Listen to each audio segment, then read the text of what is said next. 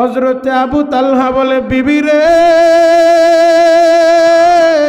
আমারে বুঝা বলো কি এমন আমানত, আমি তো কিছুই বুঝলাম না। এবার হযরতে আবু তালহার বিবি চোখের পানি ছাড়ে, উচ্চ আওয়াজে কান্দে না গো বাবা, কারণ যার সন্তান মারা যায় সেই বুঝে। আরে কেমন মহিলা, কেমন ধৈর্যশীল মহিলা, সামান্য নিজের বাচ্চা মারা গেছে। আজকে আমাদের দুনিয়ার ভিতরে দেখা যায় আত্মীয় স্বজন মারা গেলে মহিলারা গড়াগড়ি খায় কান্নাকাটি করতে করতে। আর দিনের বুঝ থাকার কারণে হযরতে আবু তালহার বিবি নিজের কলিজার টুকরা ছেলে মারা গেছে, ছেলেটারে সাদা কাপড়ে পেঁচাইয়া বাসার ভিতরে রাইখা দিছে। সারাদিন পার হইয়া স্বামী ঘরে আসে, এখনো স্বামীরে বলে না আপনার ছেলে যে চইলা গেছে, আপনার ছেলে দুনিয়ায় বাইচা নাই। এখনো স্বামীরে সংবাদ দেয় না।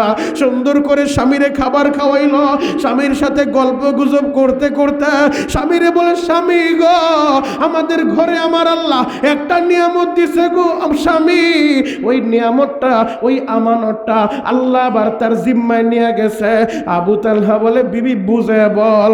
এবার হযরতে আবু তালহার বিবি বলে, স্বামী গো আমাদের ঘরে যে আল্লাহ একটা সন্তান দিছে, ওই ছেলেটারে, ওটা তো আল্লাহর একটা নিয়ামত, ওই ছেলে আর বাইচা নাই, বাইচা নাই, আল্লাহর জিম্মায় চইলা গেছে, আল্লাহর জিম্মায় চইলা গেছে। স্বামী গো আমরা কিভাবে অভিযোগ করব? আল্লাহর নিয়ামত, আল্লাহর আমানত আল্লাহ উঠায় নিছে, এখন কি আমাদের অভিযোগ করা ঠিক হবে নি? একটা সূরা আপনাদের সম্মুখে আমি তেলাওয়াত করেছি, সিরিয়াল নাম্বার অনুযায়ী 103 নম্বর সূরা। পবিত্র কোরআনে আল্লাহ পাক রব্বুল আলামিন 30টা পারা দিয়েছেন, 114টা সূরা দিয়েছেন। সিরিয়াল নাম্বার, ধারাবাহিক সিরিয়াল অনুযায়ী 103 নম্বর সূরা থেকে আপনাদের সম্মুখে আমি তেলাওয়াত করেছি। এই সূরাটার নাম সূরাতুল আসর। যেই সূরা সম্পর্কে রাসূলুল্লাহ সাল্লাল্লাহু আলাইহি ওয়াসাল্লামের সাহাবী যারা পরস্পর একজন আর একজনের সাথে দেখা হলে এই সূরাতুল আসর তারা তেলাওয়াত করে শোনায় দিতেন। সুবহানাল্লাহ। একজন আর একজনের সাথে দেখা হয়েছে মরুভূমির মাঝখানে, তো সূরাতুল আসর তেলাওয়াত কইরা শোনায় দিছে। কারণ সূরাতুল আসর খুব লম্বা সূরা না, একেবারে ছোট্ট একটা সূরা, মাত্র 3 আয়াত বিশিষ্ট। কয় আয়াত? এই সূরার ভিতরে 3টি আয়াত আছে, 14টি বাক্য আছে, 68টি অক্ষর আছে। তো এই সূরার সম্পর্কে রাইসুল মুফাসসিরিন আব্দুল্লাহ ইবনে আব্বাস রাদিয়াল্লাহু তাআলা আনহু বয়ান করেন, আল্লাহ পাক রব্বুল আলামিন যে 114টা সূরা নাজিল করছেন, যদি 114 সূরা নাজিল না করে শুধুমাত্র একটি সূরা সূরাতুল আসর, এই সূরাটাই আল্লাহ নাজিল করতেন, আর কোরআনের কোনো অংশ নাজিল না করতেন, এরপরও এই মানব জাতির হেদায়েতের জন্য যথেষ্ট হয়ে যেত। আল্লাহু আকবার। এত দামি সূরা। ইমাম শাফি রহমতুল্লাহ আলাইহি একই কথা বলেন যে একটা সূরার ভিতরে আল্লাহ এমন কিছু রেখে দিয়েছেন, এই সূরাতুল আসরের ভিতরে আল্লাহ পাক রব্বুল আলামিন বিস্তারিত সব কিছু রাইখা দিয়েছেন। ছোট্ট একটা সূরা, 3 আয়াতের একটা সূরা, 14টা বাক্য বিশিষ্ট একটা সূরা। এই সূরাটা এত দামি সূরা, এজন্য নবীর সাহাবীরা বেশি বেশি সূরাতুল আসর নিজে পড়তেন, কারোর সাথে দেখা হলে তাকেও সূরাতুল আসর তেলাওয়াত করে শোনাইতেন। সুবহানাল্লাহ। এই সূরার ভিতরে প্রথমে আল্লাহ শপথ করেন ওয়াল আসর, সময়ের শপথ। যে সময় সম্পর্কে নবীজি বলছে আমার উম্মত বেশি উদাসীন, অবসরতায় সময়টা কাজে লাগায় না, অথচ সময়ের কত দাম, কত দাম। আল্লাহ নিজে শপথ করে বলেন ওয়াল আসর, আসরের শপথ, সময়ের শপথ।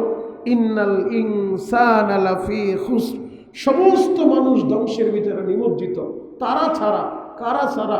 ইল্লাল্লাযীনা আমানু, যারা ঈমান আনছে, ঈমানদাররা ছাড়া, যারা ঈমান আনছে, ওয়া আমিলুস সলিহাত, নেক আমল করছে, ওয়া তাওয়াসাউ বিল হক ওয়া তাওয়াসাউ বিস সবর, এবং পরস্পর পরস্পরকে হকের উপরে থাকার আদেশ প্রদান করে, হকের উপরে থাকার ওসিয়ত প্রদান করে, ধৈর্য ধারণের ওসিয়ত প্রদান করে। এই সমস্ত 4 গুণ বিশিষ্ট লোক ছাড়া সমস্ত মানুষ ক্ষতিগ্রস্ত। অতএব মুহতারাম হাজিরিন, আল্লাহ যদি কোনো কথা বলবেন, আল্লাহর কি কসম করার দরকার আছে? আর জোরে বলেন। আল্লাহ স্বাভাবিকভাবে বললেও ওইটারও যেই হুকুম, কসম করে বললো ওইটারও তো একই হুকুম। আল্লাহর তো কসমের দরকার হয় না, কেন আল্লাহ সময়ের শপথ করলেন? কেন আল্লাহ বললেন ওয়াল আসর, সময়ের শপথ? কসমটা আল্লাহ কেন করলেন? বড়রা ছোটদের কোনো কাজের প্রতি যদি গুরুত্ব দেয় তাহলে বুঝতে হবে বড়রা ছোটর ওই কাজটাকে ভালোবাসছে, ছোটকে পছন্দ করছে। কথা বলো ঠিক কিনা? এজন্য দেখবেন, উদাহরণ দিলে আমাদের বুঝতে সহজ হবে। ধরেন আপনার ছোট্ট বাচ্চাটা আপনাকে বললে বাবা একটু কান্না করো, আপনি বাচ্চাকে সান্ত্বনা দেওয়ার জন্য, ওর ভালোবাসা অর্জনের জন্য আপনি কান্না করলেন। বাচ্চা মাকে বলে মা একটু কান্না করো, তো মা কান্না করতেছে। এই কান্নাটা প্রকৃত কান্না না, অভিনয়ের কান্না। কেন? বলে আমি যদি কান্না করি আমার বাচ্চা খুশি হবে, তাড়াতাড়ি আমি মায়ের কোলে আসবে। কথা বলো ঠিক কিনা? আল্লাহর নবী মসজিদে নববীতে তার কলিজার টুকরা নাতি ইমাম হাসান আর ইমাম হুসাইন দুই ভাই চলে আসছে। আয়েশা বলে নানাজান আমরা ঘোড়ায় উঠব, আপনি ঘোড়া হন। তা আমার নবী নিজে ঘোড়া হইলেন। আল্লাহু আকবার বলবেন না? নবীর নাতিদেরকে কতটা ভালোবাসছেন, রহমাতুল্লিল আলামিন। তিনি হলেন ঘোড়া, তিনি ঘোড়ার মতো হয়ে নবীজি তার নাতি দুইজনকে পিঠের উপরে উঠাইলেন। এখন ইমাম হাসান আর ইমাম হুসাইন, নবীর চুল তো বাবরি চুল ছিল, ওই চুল ধরে তারা বলে ঘোড়া সামনে আগাও। হযরতে ওমর মসজিদে নববীর গেট দিয়ে ঢুইকা বলে হায় হায়, এই ঘোড়াটা কত দামি, আর ঘোড়ার উপরে যারা সাওয়ার হয়েছে তারা কত দামি। আল্লাহু আকবার। তার নবীজি যে ঘোড়া হয়েছে এটা তো প্রকৃত ঘোড়া না। কেন? এটা ভালোবাসার, নাতির আবদার করছে। এখন নানা তার নাতিদেরকে খুশি করার জন্য, সান্ত্বনা দেওয়ার জন্য এই ঘোড়া তিনি অভিনয় করছেন। এজন্য মানুষের তবিয়ত হলো, আমরা একজন আরেকজনের প্রতি যদি কোনো কথা বলি, এই কথার গুরুত্ব বোঝানোর ক্ষেত্রে মানুষ বেশিরভাগ সময় কসম করে।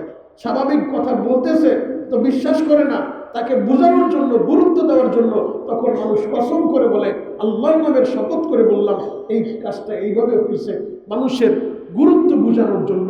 তো আল্লাহ পাক রব্বুল আলামিন যেহেতু মানুষ কসম করে একজন আর একজনকে গুরুত্ব বুঝাইতে চায়, কসম কইরা সত্যতা প্রমাণ করতে চায়, কসম কইরা তার কাজের ফজিলত বয়ান করতে চায়, এজন্য আল্লাহ মানুষের তবিয়ত অনুযায়ী মানুষকে ভালোবাসা আল্লাহ নিজেও কসম করলেন ওয়াল আসর, সময়ের কসম। আল্লাহু আকবার।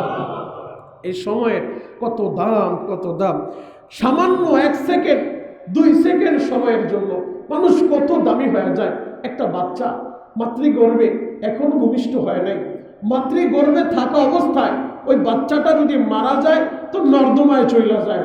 আর যদি ওই বাচ্চা সামান্য সময় পায়, সামান্য হায়াতে জিন্দিগি পায়, দুনিয়ায় ভূমিষ্ঠ হয়েছে, ওয়া ওয়া বলে চিৎকার মারছে, তো ওই বাচ্চা এরপরে যদি মারা যায় ওই বাচ্চার কত দাম! সামান্য সময়ের পাওয়ার কারণে তার একটা ইসলামী নাম রাখতে হয়, তাকেও সুন্দরভাবে জানাজা পড়ায়, তাকেও দাফন কাফন করতে হয়, তাকেও মুসলমানের কবরে শায়িত করতে হয়। কথা বলা ঠিক কিনা?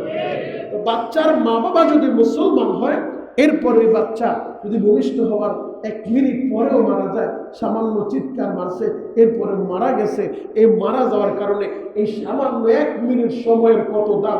1 মিনিট সময় চিৎকার মারছে, যদি 1 মিনিট আগে মারা যাইতো, ভূমিষ্ঠ হওয়ার আগে মারা যাইতো, ওর নর্দমায় চলে যাইতো। 1 মিনিট পরে দুনিয়ায় 1 মিনিটের সময় পাইছে, একটা চিৎকার মারছে, দুনিয়া থেকে বিদায় নিয়ে চলে গেছে। ও কত দামি, কত দামি জানেন? ও স্বাভাবিক কোনো মানুষ না, ওর মা বাবা যেহেতু মুসলমান, ও যে ওয়া ওয়া বলে চিৎকার মারছে, ওর এই কান্নাটাই আল্লাহর কালিমা হয়ে গেছে, কারণ আল্লাহ ওর এই ভাষাটাই দিছে, আর ও এই ভাষাটাই সাক্ষী দিচ্ছে আল্লাহ ছাড়া আর কোনো মাবুদ নাই, আল্লাহ ছাড়া আর কোনো ইলাহ নাই। ও এই চিৎকার মারার কারণে এরপরে মারা গেছে। ওরে যখন কবরে শায়িত করা হয়, ও স্বাভাবিক কোনো কবরে থাকে না, ও জান্নাতের মেহমান হয়ে যায়। শুধু ওর নিজা জান্নাতে একা একা চলে যাবে ব্যাপারটা এমন না, ও নিজেও জান্নাতে যাবে, ওর মা বাবা দুজনকে জান্নাতে নিয়ে যাবে। যাদের এই খুশনসিব হয়েছে ছোট্টবেলা সন্তান মারা গেছে ভূমিষ্ঠ হওয়ার পর পরে, কখনো সন্তান ভূমিষ্ঠ হয়ে মারা গেলে কখনো চিৎকার মারবেন না, বিলাপ করবেন না যে আল্লাহকে আমারই দেখে, আর একজনের 5টা দিছে ওর একটাও মরে না, আমারে দিছেই একটা, সেটাও আল্লাহ নিয়ে গেল, এমন অভিযোগ কখনো করবেন না। আল্লাহ দিছে, আল্লাহ নিছে। যেই মা বাবা ধৈর্য ধারণ করতে পারবে, ওই বাচ্চাটা সে ইঞ্জিন হয়ে জান্নাতে আগে আগে চলে গেছে, মা বাবারে বগি বানায় টানতে টানতে দুজনকে জান্নাতে নিয়ে যাবে। আরো জোরে বলেন। এই জন্য আল্লাহ পাক রব্বুল আলামিন এই সন্তান দেন, সময়ের কত দাম, সেই সময়ের শপথ আল্লাহ করলেন। এখন বলতে পারেন যে হুজুর আমার তো সন্তান নাই, যার সন্তান নাই তাকেও আল্লাহ পাক রব্বুল আলামিন ধৈর্য ধরার মতো নিয়ামত দিচ্ছেন, সে ধৈর্য ধরবে। আলহামদুলিল্লাহ, আল্লাহ দেয় নাই, আমার করার কিছু নাই, এই আলহামদুলিল্লাহ ধৈর্য ধারণ করলেও আল্লাহ তাকে জান্নাত দান করবে। আম্মা জান আয়েশার কাছে নবীজি যখন এই হাদিস বয়ান করছে যে একটা বাচ্চা ভূমিষ্ঠ হইল, চিৎকার মাইরা মইরা গেল, এরপরে আল্লাহ তারে জান্নাত দিব, তার মা বাবারে জান্নাত দিব, আম্মা জান আয়েশা কান্না শুরু করছে, নবীজি যদি আল্লাহ আমার এমন একটা সন্তান দিয়ে নিয়ে যেত, তো নবীজি তার সান্ত্বনার বাণী শোনায়, আয়েশা রে তোমার সন্তান হয় নাই, তুমি চিন্তিত করো না, সন্তান দেওয়ার মালিক আল্লাহ, ছেলে দান করেন কে? জোরে বলে। প্রতিটা কথা কিন্তু ইমানের কথা। সন্তান দান করেন কে? ছেলে দেন কে?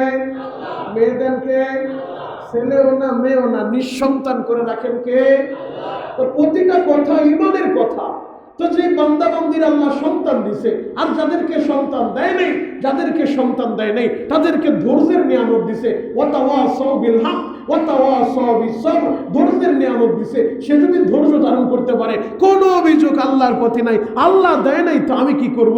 এখানে দুনিয়ার কারো কোনো ক্ষমতা নাই, কোনো পীর বাবার ক্ষমতা নাই, কোনো পীর ফকিরের ক্ষমতা নাই, কোনো ডাক্তারের ক্ষমতা নাই। আল্লাহ দেয় নাই, আমার করার কিছু নাই, আমি ধৈর্য ধরলাম। আল্লাহ দিলেও আলহামদুলিল্লাহ, আল্লাহ নিলেও আলহামদুলিল্লাহ, না দিলেও আলহামদুলিল্লাহ। এই যে ধৈর্য ধারণ করছে, নবীজি বলে আয়েশা রে এই ধৈর্যের বিনিময়ে আল্লাহ তোমার জান্নাত দান করবে। এজন্য সন্তান না হইলেও তারা ধৈর্য ধারণ করবেন, আলহামদুলিল্লাহ। আর যার বাচ্চা হয়েছে, যেই কথাটা বললাম, সময়ের কত দাম, কত দাম। সামান্য 1 মিনিটের ব্যবধানে ও জান্নাতি হয়ে যায়, ওর মা বাবা জান্নাতে চলে যাবে। আর 1 মিনিট আগে যদি মারা যাইতো, গর্ভে থাকা অবস্থায় মারা যাইতো, ও তো নর্দমায় চলে যাইতো, ওরে তো দাফন কাফন দেওয়ার দরকার হইতো না, ওর নাম রাখার দরকার হইতো না। শুধুমাত্র 1টা মিনিট সময় পাইছে, দুনিয়ায় আসছে, চিৎকার মারছে, তোর একটা ইসলামী নাম রাখতে হবে, সুন্দর নাম রাখতে হবে, দাফন কাফন করতে হবে। কথা বলা ঠিক কিনা? আর যাদের বাচ্চা 5 বছর 7 বছরের সময় মারা যায়, 5-7 বছর বাচ্চা ছিল, এরপরে বাচ্চাটা মারা গেছে, ওই মা বাবাও যদি সন্তান মারা যাওয়ার পরে ধৈর্য ধারণ করতে পারে, ওই বাচ্চাটাও জান্নাতে চলে যাবে। ছোট ছোট বাচ্চাগুলা মারা যায়, এই মুসলমানের সন্তান, ওর মা বাবা যদি মুসলমান হয়, এই বাচ্চাগুলো নাবালক অবস্থায় মারা গেলে আল্লাহ এদের সবাইকে জান্নাতের ভিতরে ঢুকায় দেয়। জাতির পিতা ইব্রাহিম আলাইহিস সালাতু ওয়াস সালাম এই বাচ্চাদেরকে নিয়ে কোরআনের তালিম দিতে থাকে। আর জোরে বলেন, তাদের বাচ্চা মারা গেছে, ধৈর্য ধারণ করেন, দোয়া করেন, আল্লাহ আমাদেরকে আপনি কবুল করেন। চিৎকার মেরে বলেন আমিন। জ্বলন্ত একটা প্রমাণ আপনাদের সামনে আমি তুলে ধরবো, আপনাদের বুঝতে সহজ হবে। নবীর একজন সাহাবী তারা কিভাবে ধৈর্য ধারণ করতেন। আল্লাহ নবীর সাহাবী আবু তালহা রাদিয়াল্লাহু তাআলা আন, তিনি গিয়েছেন অসুস্থ বাচ্চা রাইখা, মরুভূমিতে কাজ করার জন্য গেছেন। অসুস্থ বাচ্চারে বাসায় রেখা আল্লাহ নবীর সাহাবী আবু তালহা মরুভূমিতে কাজ করতে গেছে। কিছু সময় পর বাচ্চাটা মারা গেছে। তৎকালীন জামানায় তার টেলিফোন ছিল না যে বিবি সাহেব টেলিফোন কইরা বলবে তাড়াতাড়ি আসো, ছেলে মারা গেছে। টেলিফোন তো ছিল না, কোন জায়গায় খোঁজ করবে? বেগম সাহেবা বাসায় সুন্দর করে বাচ্চাটারে সাদা কাপড় দিয়ে ঢাইকা রাইখা দিছে। আবু তালহা রাদিয়াল্লাহু তাআলা সারাদিন পার হয়ে যায়, সে তো আর আসে না। সন্ধ্যাবেলা যখন মরুভূমি থেকে আসছে, কাজ কাম সাইরা বাসায় আসছে, আসার সাথে সাথে কেমন বিবি নবীর সাহাবীদের ইমানটা দেখেন কত মজবুত, ধৈর্যটা কত মজবুত। বাসায় আসছে, আসার পরে চিৎকার বাইরা স্বামীরে জড়ায় ধরে নেই যে সব শেষ, এই কথা বলে নাই। বাসায় আসছে, স্বামীর আগে সালাম দিছে। আল্লাহু আকবার, আরো জোরে বলেন। আবু তালহা বাসা আসার সাথে সাথে তার বেগম সাহেবা তারে সালাম দেয়। সালাম দিয়া সুন্দর করে একটা রিসিপশন দিছে, ঘরের ভিতরে নিয়ে গেছে, খাবার খাওয়ার জন্য বসায় দিছে। আর আমাদের বর্তমান যুগের বিবিরা, অধিকাংশ মহিলারা রিসিপশনে কাজ করতে করতে স্বামীরে রিসিপশন দিতে হয়, স্বামীরে যে সুন্দরভাবে রিসিভ করতে হয় ওইটাই ভুলে গেছে। কথা বলেন ঠিক কিনা? এখন আপনি হসপিটালে যাবেন, রিসিপশনে মহিলা, মার্কেটে যাবেন, রিসিপশনে মহিলা, ব্যাংকে যাবেন, রিসিপশনে মহিলা, সব জায়গায় মহিলারা ডিজিটাল হয়ে রিসিপশন দিতে দিতে, মানুষের রিসিভ করতে করতে, কাস্টমারকে খুশি করতে করতে, স্বামীর সাথেও যে ভালো ব্যবহার করতে হয়, স্বামীরে যে সালাম দিয়া সুন্দর করে করে রিসিভ করতে হয়, স্বামীর ঘরের ভিতরে আসলে ভালো একটা কথা বলতে হয়, ওই কাস্টমারের সাথে কথা বলতে বলতে, হাসপাতালের রোগীদের সাথে কথা বলতে বলতে, শপিং মলের মানুষের সাথে কথা বলতে বলতে, তাদের সাথে ভালো কথা বলতে বলতে, স্বামীর সাথে যে ভালো কথা বলতে হয় এই মেন্টালিটি নষ্ট হয়ে গেছে। কথা বলেন ঠিক কিনা? সত্যি কথা বলেন ঠিক কিনা? মুহতারাম হাজিরিন, যেই কথাটা বলতেছিলাম, আল্লাহ নবীর সাহাবী আবু তালহা রাদিয়াল্লাহু তাআলা বাসায় আসলেন, বেগম সাহেবা তাকে সালাম দিলেন, সালাম দিয়ে ঘরে বসতে দিলেন, সুন্দর করে এক গ্লাস পানি দিলেন, এরপরে তার সামনে খাবার পরিবেশন করলেন, খাবার খাচ্ছে। বাচ্চা যে মারা গেছে এখনো পর্যন্ত তার বিবি বলে নাই যে আপনার ছেলে বাইচা নাই, এখনো তার স্বামীর কাছে সংবাদটা দেয় নাই, কারণ স্বামী আমার সারাদিন কষ্ট করে বাসায় আসছে, আসার সাথে সাথে সংবাদটা দিলে হয়তো তার ধৈর্য ধরতে একটু কষ্ট হবে, এজন্য সুন্দর করে আগে স্বামীরে খাবার খাইতে দিল। স্বামী খাবার খাওয়া শেষ, এবার স্বামী ঘুমানোর জন্য বিছানায় শুইছে, শোয়ার সাথে সাথে স্বামীর স্বাভাবিক অনুযায়ী মানসিক যে যৌবিক চাহিদা আসছে, তো স্ত্রীর আহ্বান করছে, স্ত্রী তার ডাকে সাড়া দিছে, স্ত্রী তার সান্ত্বনা দিছে, সব কিছু হইল। আবার স্ত্রী সুন্দর করে তারে পানি দেয়, সুন্দর করে নিজের হাতে শরীরটা দইলা স্বামীরে গোসল করায় দেয়, ফরজ গোসল শেষ হইছে, আবার সুন্দর জামা কাপড় বইরা স্বামী আর স্ত্রী বৈশা বৈশা গল্প করতেছে। হঠাৎ করে তার স্ত্রী আবু তালহার স্ত্রী বলে, স্বামী গো, কেউ যদি আমাদের কাছে, কেউ যদি কোনো মানুষের কাছে কোনো আমানত দেয়, এরপরে তার আমানতটা সে আবার নিয়ে যায়, তাহলে কি তার উপরে রাগ করা যায়? বলে না, রাগ করা যাবে কেন? তার আমানত আমাদের কাছে দিছে, তার আমানত দেওয়ার পরে আবার তার আমানত সে নিয়ে গেছে, এটা তো তার প্রাপ্য, তার জিনিস সে নিয়ে গেছে, এখানে অভিযোগ আসবে কোত্থেকে? এখানে তার প্রতি বিরক্ত হবে কেন? হযরতে আবু তালহার বিবি তখন চোখের পানি ছেড়ে দিয়া বলে, স্বামী গো, আল্লাহ আপনারে আর আমার একটা আমানত দিয়েছিল। স্বামী গো, আমাদের ঘরে আল্লাহর একটা আমানত ছিল, আল্লাহ দিয়েছে, ওই আমানতটা আল্লাহ আবার নিয়ে গেছে, এখন ওইটা আমাদের জিম্মায় নাই, জিম্মায় নাই, আল্লাহর জিম্মায় চইলা গেছে। হযরতে আবু তালহা বলে, বিবি রে, আমারে বুঝায় বলো কি এমন আমানত, আমি তো কিছুই বুঝলাম না।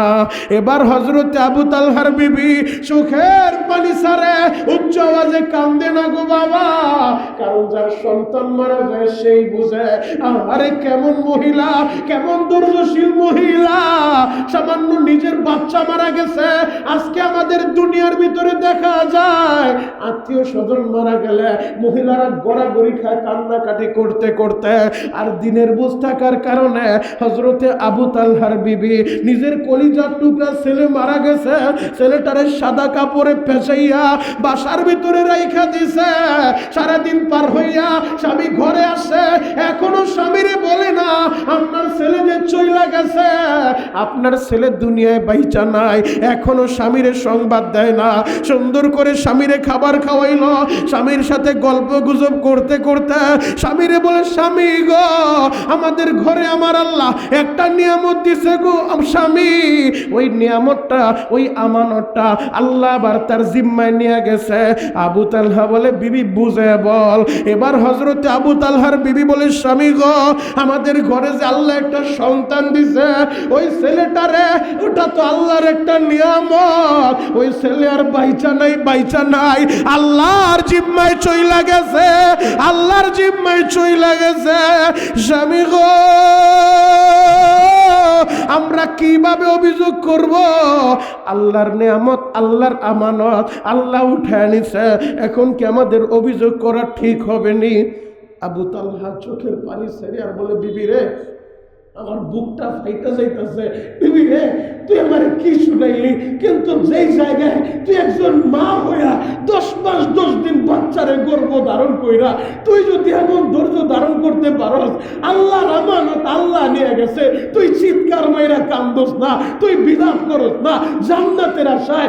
এখন আমি যদি চিৎকার মাইরা কান্দি, আমি তো জান্নাত হারায় ফেলবো, আমি কিভাবে চিৎকার মাইরা কান্দি? কিন্তু তোর ধৈর্য দেখা আমি অবাক হয়ে গেলাম। গেলাম, আমার ভিতরটা ফাইটা যাইতেছে, আমার সন্তান মারা যাওয়ার সংবাদ শুই না, আর তুই 10 মাস 10 দিন গর্ভে ধারণ কইরা কেমনে তুই এই ধৈর্য ধারণ করলি রে বিবি?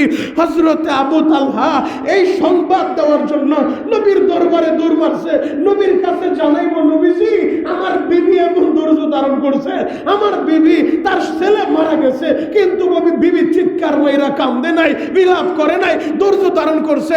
আলহামদুলিল্লাহ, আল্লাহ আমানত দিছে, আল্লাহ তার আমানত আবার নিয়ে গেছে, আমাদের করার কিছু নাই। এই সন্তানের মালিক আমরা না, সন্তানের মালিক আল্লাহ, আল্লাহ দিয়েছে, আল্লাহ নিয়েছে। এই সংবাদ দেওয়ার জন্য নবীর দরবারে গেছে। নবীজি আবু তালহারে দেখা নবীর কাছাকাছি যাওয়ার পর নবী আমার বলে, আবু তালহা আমি বুঝতে পারছি তুমি তোমার বিবির সংবাদ দেওয়ার জন্য আসছো। ও আবু তালহা শুনো শুনো, তুমি যে তোমার বিবির কথা আমার কাছে বলতে আসছো, তুমি আমার কাছে আসার আগেই আল্লাহ পাক রব্বুল আলামিন জিবরাইলে আমি নবীর কাছে পাঠায় দিয়েছি। জিবরাইল আমিন তোমার বিবির সংবাদ আমারে শোনায় গেছে। ও আবু তালহা তোমার বিবি যে ধৈর্য ধারণ করছে, ও তাওয়াসাউ বিসসবর, তোমার বিবি যে ধৈর্য ধারণ করছে, বিনিময়ে আল্লাহ জান্নাত দান করবে। সুবহানাল্লাহ, আরো জোরে বলেন। এইজন্য আল্লাহ সেই সময়ের কসম করলেন, ওয়াল্লাহ শপথ সময়ের, ইন্নাল ইনসানা লাফি খুস, সমস্ত মানুষ ক্ষতিগ্রস্ত, সমস্ত মানুষ ধ্বংসে নিমজ্জিত, তারা ছাড়া ইল্লাল্লাযীনা আমানু, যারা ঈমান আনছে, যারা ঈমান আনছে, এইমাত্র ঈমান আনছে যারা, নেক আমল করছে যারা, এবং যারা হকের পথে চলার আদেশ দেয়, যারা সবর করার ধৈর্য ধারণের আদেশ দেয়, ওই সমস্ত মানুষগুলা ছাড়া সমস্ত মানুষ এই ক্ষতিগ্রস্ত। মুহতারাম হাজিরিন, এই জন্য ঈমান আনবো আমরা কার উপরে? আরো জোরে বলেন, কার উপরে? আল্লাহর উপরে ঈমান আনবো। এই ঈমান নিয়ে আমাদেরকে বাঁচতে হবে। সব সময় মনে রাখবেন, অনেকের সন্তান হলে ছোট্ট বাচ্চা মারা যায়, আমরা বিলাপ করি, ধৈর্য ধরতে পারি না। আল্লাহর প্রতি করা যাবে না, যাবে না। পর্দার আড়ালে আমার মা বোনেরা আমার বয়ান শুনতেছেন, মাদেরকে বলবো, মা গো আপনারাও যদি কখনো নিজের সন্তান অসুস্থ হয়ে মারা গেছে, ছোট্ট বাচ্চাটা, অভিযোগ করা যাবে না। ওই সন্তানের প্রতি আল্লাহ যেহেতু সন্তান দিছে, আল্লাহর আমানত, আল্লাহ উঠায় নিছে, আপনি বলেন আলহামদুলিল্লাহ, আল্লাহ দিছে, আল্লাহ নিছে। যদি ধৈর্য ধরতে পারেন, আপনার এই সন্তান শুধু একা একা জান্নাতে যাবে না, মা বাবা দুজনকে সাথে নিয়ে জান্নাতে চলে যাবে। মুহতারাম হাজিরিন, কারণ একজন মা সে জানে তার চোখের সামনে তার ছেলে যদি মারা যায়, তার সন্তান যদি মারা যায়, কোনো মা সইতে পারে না, কোনো বাবা সইতে পারে না। তাহলে কি পরিমাণ ধৈর্য ধারণ করতে হয় একটা বার চিন্তা করে দেখেন, কি পরিমাণ ধৈর্য ধারণ করছিলেন নবীর সাহাবীরা। মুহতারাম হাজিরিন, এজন্য আমাদেরকে ধৈর্য ধারণ করতে হবে। আর ঈমান এনেছি আল্লাহর উপরে, এই ঈমান নিয়ে আমাদেরকে বাঁচতে হবে।